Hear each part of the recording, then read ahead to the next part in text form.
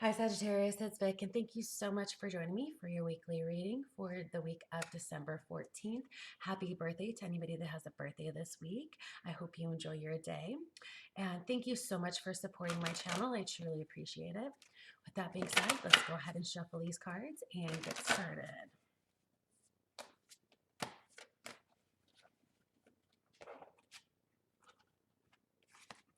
Okay, you got number 52, which is about direction and purpose.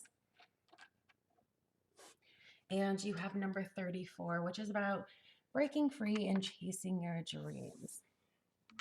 So the first thing that I'm picking up for you guys this week is that you are doing a year of review.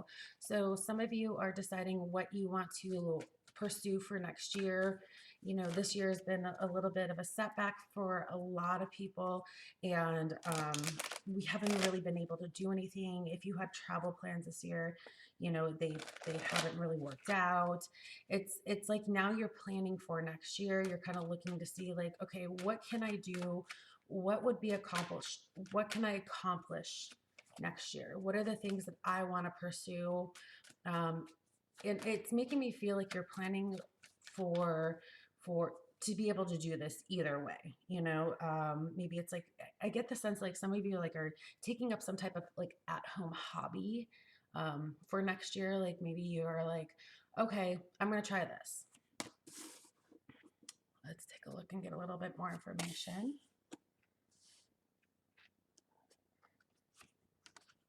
Not being able to do things this year has really put a damper on a lot of your fun is what they're trying to say. Like it's mentally kind of a little bit more worn you down. I always view your sign as a very sociable sign, and just like every Sagittarius I've ever met has just been, you know, very extroverted and the life of the party. And I feel like this year's really put a damper on that for you guys. And maybe it's mentally been draining for you, for some of you. But I feel like you're now starting to plan what you want to do for next year. You're starting to see what is out there, see where you can maybe adjust your plans or your dreams. They're making me feel like some of you actually might go back to school. So they're saying like your learning is going to be increased. They're making me feel like you've had like this, I don't want to say it's like a hidden like desire, but it could have been like a hidden like desire to like look into like an area of like history, and you kind of really explore that next year. But this is like what you're looking at. Yeah, you're looking for things that, like, in case you can't go anywhere, in case you can't do anything, you're looking for the knowledge, you're looking for more information this week about maybe something that you've wanted to pursue in the past or kind of like put on the back burner. You'll find community support for that, definitely. So, I'm not, everybody has different goals and aspirations, guys. I'm not gonna, you know, I can kind of list a couple if you'd like, but I feel like this is more like things you learn at home. They're making me feel like some of you might be even like woodworking, like learning how to like work on wood or create furniture. It could also be creating paintings, or some of you are doing like stained glass. But I feel like this passion that you're learning more about, you're looking into this week. Like you're looking into like, okay, how much does it cost? What tools do I need? It's like you're doing the research. And I do feel like this is related to, you know, something that you kind of just haven't had time to work on. You know, this haven't had time to pursue.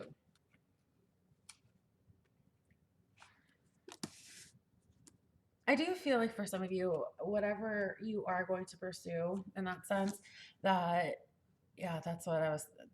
Interesting. Okay, so they're telling me that like once you start getting into this idea, once you start getting into this hobby, that you're gonna become almost like a natural at it. Like you're not gonna have to like really work on your technique that much. And specifically, they are calling out the word technique. So you're not gonna have to work on if you want to start painting, for example.